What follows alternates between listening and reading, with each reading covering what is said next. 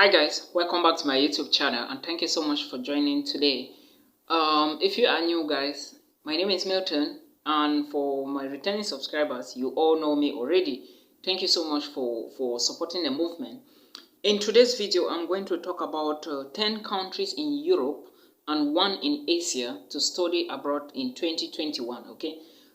Basically, I will be talking about 9 countries in Europe and one in Asia that you can consider while studying abroad, or from Africa or from Asia or from Europe, okay? And again, you basically need to understand, or you should understand, that some of these countries, most European students are not going to be paying tuition fee, okay? Sometimes application fee as well to get an admissions into some of these universities. But us as Africans, maybe Asians, we would be paying application fee in the first place in case it is needed, all right? Because not all the countries and not all universities will want application fee, all right? And again, I'm going to be talking based on my own personal research. Your own opinion also matters to you a lot, and mine matters to me a lot. So these countries may not be your perfect destinations, but this is to educate some of the vulnerables who don't know anything related to these things we are doing, okay? So thank you for understanding. Do not judge me for what I'm doing, okay? Just take the knowledge and share it. If somebody needs it as well, he or she may take, but if you don't, yours may be different, okay?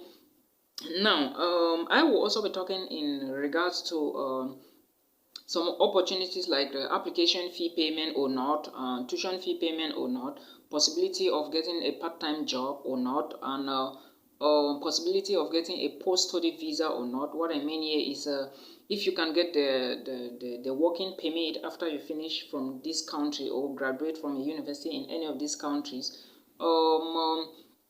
I will also talk about the possibilities of getting a part-time job while you are studying in school and possibility of sponsoring yourself. All right. So we no further ado, let's start. I will start with the first country, which is Germany. Okay, Germany is a country in the European Union, and we all know that Germany is highly industrialized. It's a developed country as well. Germany controls the European Union. It is one of the big giants in the European Union as well. If you get a student visa to Germany, you will be able to move across almost all the countries in Europe, okay? I think so, because Germany is a member of the Schengen zone and also in the European Union. So, as an international student, what you need, you already know the documents to use to apply for a student visa to Germany. There are requirements you need to consider as well, all right? Financial requirements, documents, and things like that, okay? And for Germany, you can get a part-time job as a student while you work. Your visa can permit you to move into so many countries in Europe. You got the opportunities to get a scholarship, and sometimes you may not. Okay, if you apply for one, you can get. And again, remember, you are not paying tuition fee in some German universities, so that is an added advantage for you. Okay, if you are looking for let's say a scholarship or a free tuition university, Germany is a place you can consider. But remember, there are financial needs you need to prove, like the blocked account, okay, to show the German government that you are not going to be stranded on the street. Now, about post-study opportunities, if you have been watching my videos, you will understand that you can get 1 year, 6 months stay in Germany after your tuition, after your duration of studies, or after you finish your degree program, to look for a job. Yes, it's possible in Germany. And again, considering tuition fee, I mentioned that before, and a lot of German universities are recognized. I'm going to talk about the next country I'm going to mention here is Sweden. Sweden is also a member of the European Union, yes. You also need to understand that as an international student, if you are going to Sweden, Sweden is highly cold during the winter seasons. First, again, consider your budget before you apply for Swedish university. Sweden is highly expensive. That is another thing you need to consider. Sweden is a good country to go, okay? You need an application fee to apply for Swedish universities. When you go to Sweden, there is something called the insurance. You can get it. It is easy for you to move with a family to Sweden, know that. And again, Swedish university, as I said, is highly expensive. And universities like the University of Gothenburg, Uppsala, and OMIA is somehow cheap, but it all depends on the program you are studying in Sweden. You can get a stay in Sweden, and you can as well get a permanent residency if you live in Sweden for up to like 6 years, as I know. If you work with a company in Sweden as well, it will be easier for you to get the permanent residency, and as a student you can get a part-time job in Sweden. Okay, remember, Sweden is a little bit expensive than Germany, so that is what you should understand. All right, thank you for understanding that. Now the next country I'm going to talk about is Ukraine. First of all, let me quote here categorically that if you are a medical student or if you are a nursing student, if you want to get a medical degree, Ukraine is a place for you to go. I know of a lot of medical doctors that are out of Ukrainian universities. So before you go to Ukraine, also consider places like Kiev. Okay, consider universities in Kiev. There are nice universities in Kiev. All over Ukraine, there are good universities as well. But as I said, if you are looking for a medical program, try Ukraine because it is somehow cheap compared to medical schools in the United Kingdom.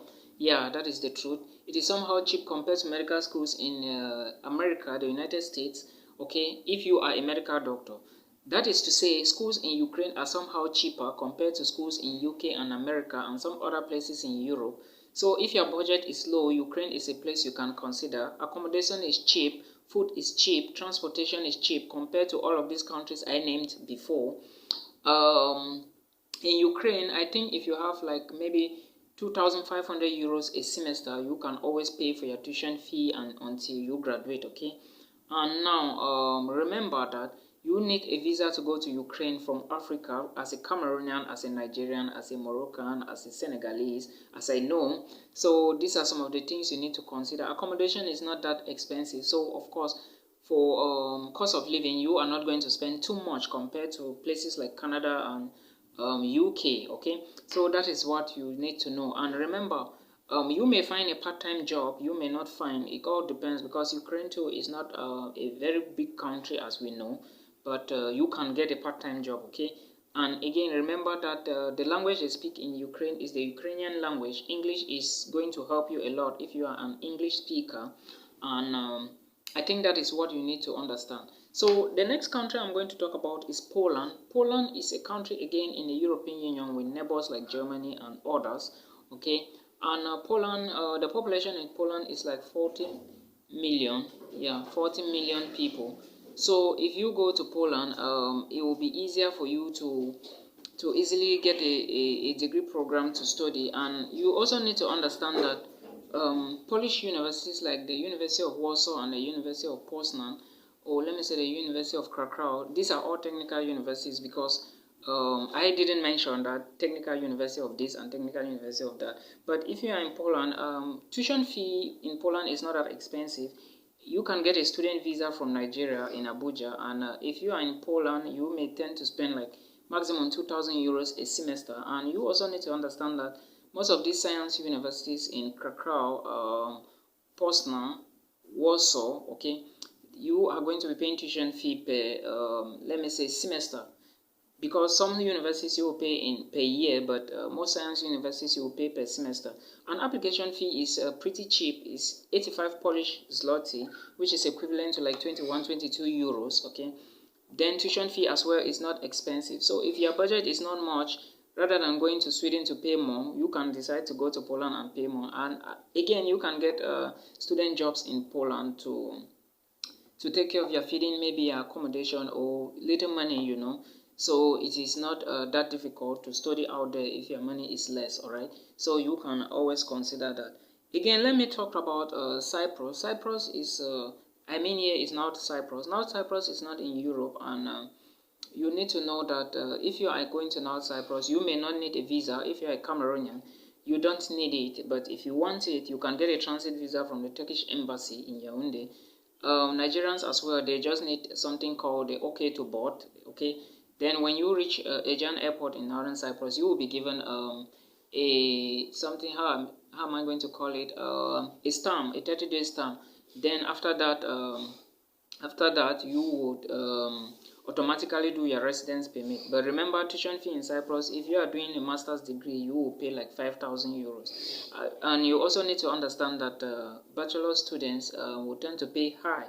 Okay, you are paying tuition fee per semester, and you will spend close to like maybe 14,000 euros before you graduate after 4 years. And PhD is done in 3 to 4 years in Cyprus. And again, one PhD course is 600 euros. But remember, it is easier to go to Cyprus from Africa, but there are fewer embassies in Cyprus, as I know. Okay, so if you are looking for means to leave Cyprus to another country, is either you apply from a nearby country like Turkey or South Cyprus. Okay, and sometimes you may not be given a visa to go to Turkey, because you need a visa to go to Turkey to apply for another visa, all right, to go to another country from North Cyprus, because most embassies in Northern Cyprus will not offer you a student visa directly. All right, so you need to understand that. And sometimes I always insist that if you get a sponsor, go to Cyprus and study. It's easier to study there.